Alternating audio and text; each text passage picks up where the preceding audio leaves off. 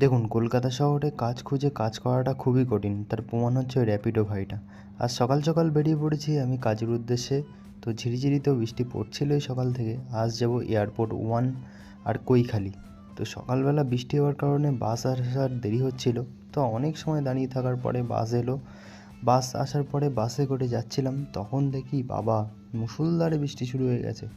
যাই হোক, বাসে করে আমরা কৈখালি টপকে যখন এয়ারপোর্ট নামলাম, তখন দেখি জলে ভর্তি অর্ধেক রাস্তা। তার মধ্যে দেখি অনেক গাড়ি দাঁড়িয়ে পড়েছে এয়ারপোর্টে যাওয়ার জন্য। ভীষণ বৃষ্টি হওয়ার কারণে আমি একটা জায়গায় দাঁড়িয়ে পড়েছি।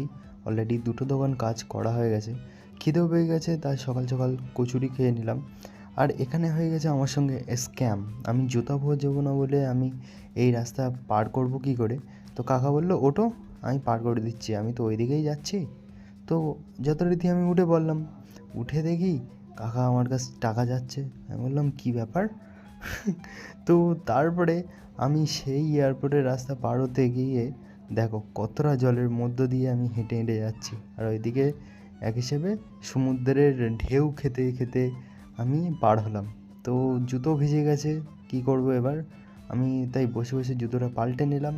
জুতো তো কিছুই পাল্টানোর নেই, শুধু মোজাটা নিংড়ে আবার চলা শুরু করলাম। রাস্তা দিয়ে হাঁটতে হাঁটতে খুব খিদে পেয়ে যাওয়ার কারণে এখানে একটু লস্যি খেয়ে নিলাম। লস্যি না, ফলের জুস। আর এখানে দেখো কত জল জমেছে খালি। হ্যাঁ, ওই গাড়িটা দেখো অর্ধেক টায়ার জলের তলায়, আর সামনে তো দুটো বাচ্চা খেলা করছিল জলের মধ্যে। তো এইটা দেখার পরে আমার একটাই কথা, যে সমুদ্রে যাওয়ার দরকার নেই। দীঘা সমুদ্র তো সবাই যায়, এইসব হলদিরামের থেকে ঘুরে যাও। হলদিরামে সমুদ্রের ঢেউ উপভোগ করে যাও। এখানে সত্যিকারের সমুদ্র উপভোগ করার পরে সোজা চললাম ঘরে।